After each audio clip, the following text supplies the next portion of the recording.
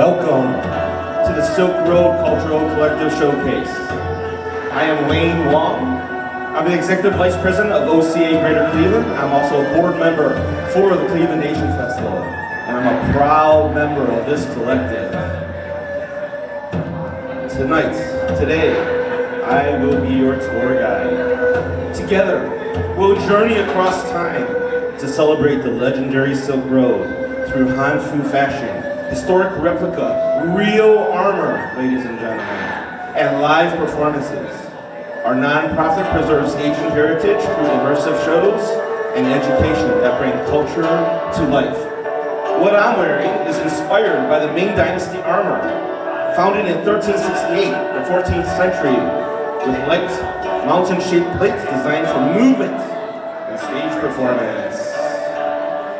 But first, I want to welcome to the stage one of the co-founders, one of the three co-founders of the Silk Road Cultural Collective, Dan Hansen from ClevelandPeople.com. Thank you, Wayne. Thank you. Xin Yang Kwai Le. Where do you speak Cantonese? Gung Hao Fat Choi. All right, a lot more Cantonese here than Mandarin. Okay, well, Happy New Year to whatever you say. Actually, the Silk Road is a misnomer. There is no road. It's not like the shore where you connect the east and west side. Silk Route would be more appropriate because there are a lot of routes. And what happened about 150 BC, China and central China really mastered silk and dyes and colors like that in clothing. They wanted to expand their commerce. So they started going west, and they needed things that the west had. So they started trading their silk and dyes and some of their things later, paper and gunpowder.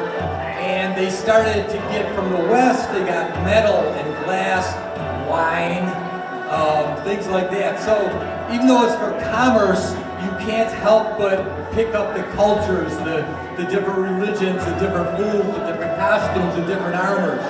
So the Silk Road, Silk Routes started in central China, and that's the main area. But it started moving west, and it went through modern day countries such as Kazakhstan, and a big area was Persia, which is now Iran in the Middle East, and Parthians. And it even got down into Sudan and part of Africa. And it went up. You've all heard of Marco Polo. If you've ever been in a swimming pool, someone says Marco, you know what to say. You say Polo. He was a part of that coming from Italy. So the Silk Road expanded. What's cool about this is, there are about 50 countries, modern countries from the Silk Road, Silk Routes.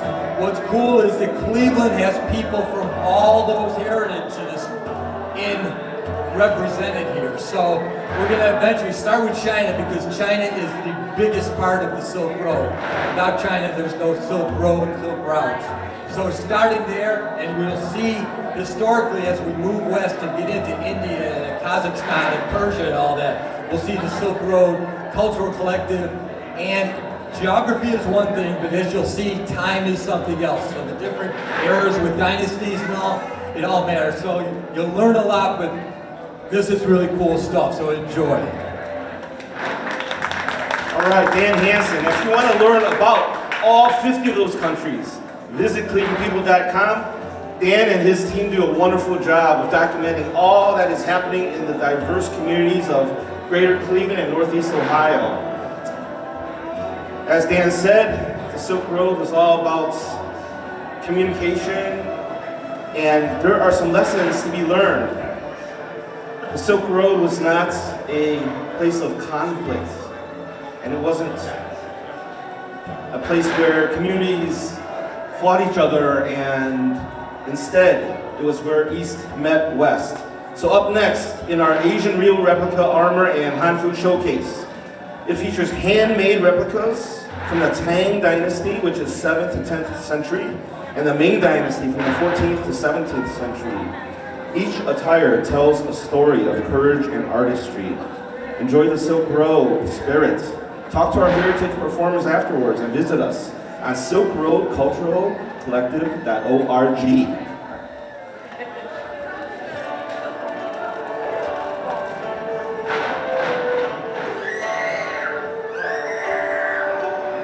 Please welcome beautiful Jade, one of the other co-founders of the Silk Road Cultural Collective and publisher of the Airy Chinese Journal, reaching over 5,000 readers monthly.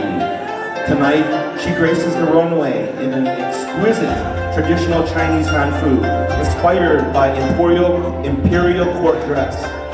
Taking the soft, flowing silk layers in pastel tones with intricate floral embroidery, showcasing masterful craftsmanship. As a cultural producer, Beautiful Jade preserves Asian traditions through immersive events and performances.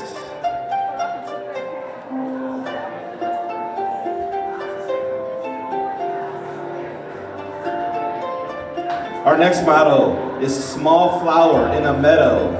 She steps forward to illuminate the golden age of the Tang Dynasty. Her flowing red robe unfurls like an autumn banner. Long, gauzy sleeves drifting the whispers of silk. Wrapped in ivory and crimson, she wears the high-waisted Qishong Ruqin, once favored by the Tang noble women and dancers of Chang'an. With each sweep of her sleeves, small metal flower turns the stage into a living Tang-era scroll where history and beauty move as one.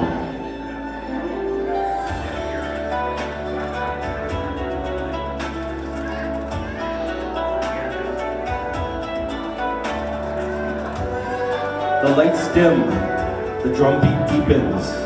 From the shadows, a figure emerges, wrapped in the bold colors of a legendary empire. Behold, the Tang-inspired ensemble. Flowing black sleeves edged in gold sweep through the air, while a crimson skirt strikes a powerful note of artistry and grace. With every move, each gesture becomes a brushstroke, a living painting in motion. Picture the streets of ancient Chang'an. Tonight, that spirit comes alive through our model, Lisa Caraballo, bringing history to the stage.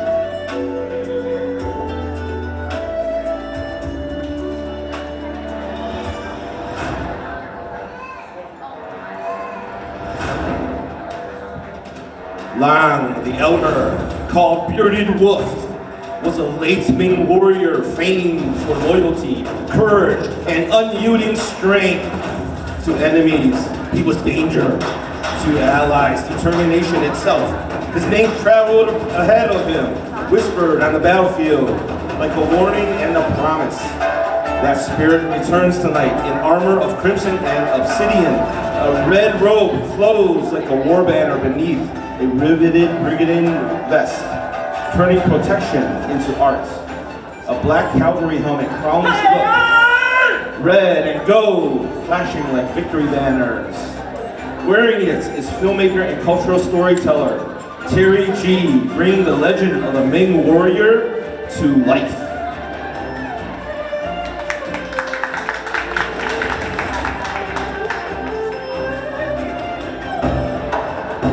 Marching into view is a Jing Yi Wei officer, modeled after the elite embroidered uniform guards of the Ming Dynasty, the emperor's own secret police that grew to over 200,000 members at its peak.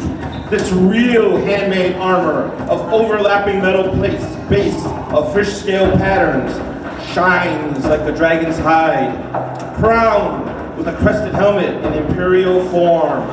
Beneath it lies a flying fish roll, once reserved for the officers of the Imperial's favor, a mark of honor and power.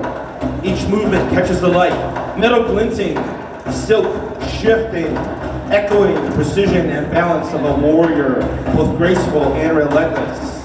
Wearing it today is Sifu John Kazma, martial arts instructor of internal martial arts. He brings the discipline and power of the Ming Dynasty to life on this stage.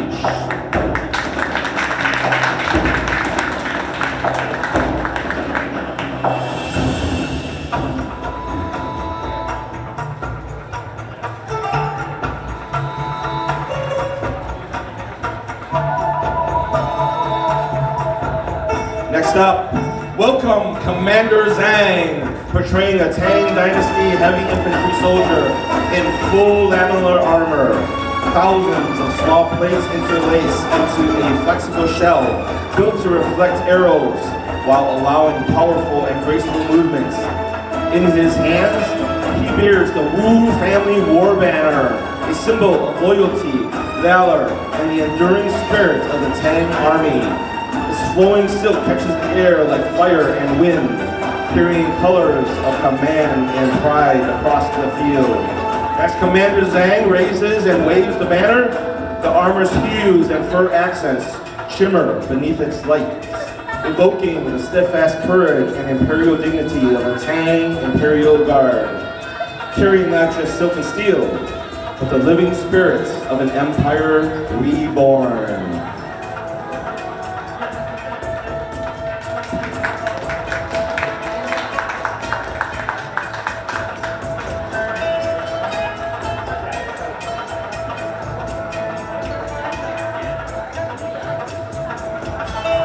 Ladies and gentlemen, welcome to a spectacle of ancient might. Behold, Nick Palmer, guardian of the Silk Road's legacy, reborn as a Ming Dynasty warrior, clad in black lamellar armor from the 14th century China, his scales interlocked like the dragon's hide, fit for the elite Jin Yi Wei, the emperor's feared enforcers. A golden dragon roars across his chest, symbolizing imperial power with his conical kuei helmet and fierce Dongjing mask. In his hand, a gleaming spear ready, both weapon and emblem of imperial duty. Presenting this powerful recreation is Nick Palmer. He's a cultural historian, master armor artisan, and he trains at the Two Ravens Fencing School. A collaborator of Johnny Wu, he brings history to life through stage, screen, and sword and spear.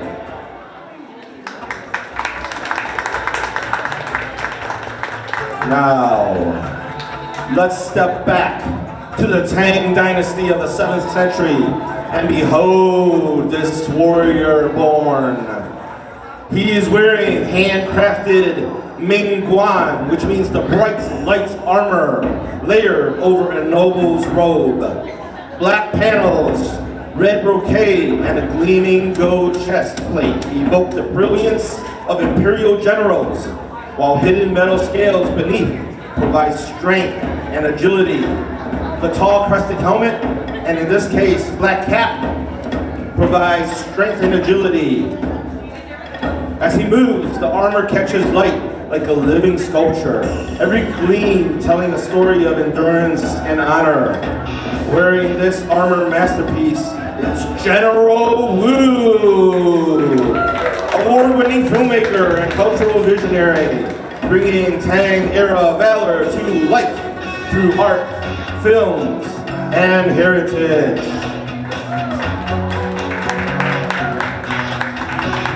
Once again, my name is Wayne Wong. Welcome and Happy New Year! That was the Silk Road Cultural Collective. I hope you enjoyed that show.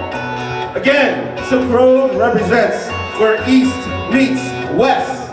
And just like today, we celebrate that cultural diversity. So thank you all for coming. We have a lot in store. Now, I want to welcome back to the stage all of our performers from the Silk Road. Come on, take a bow.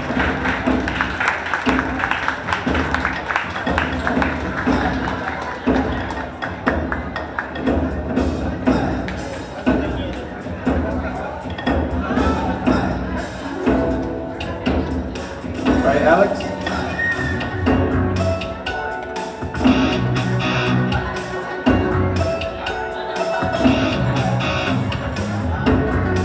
Ladies and gentlemen, thank you very much.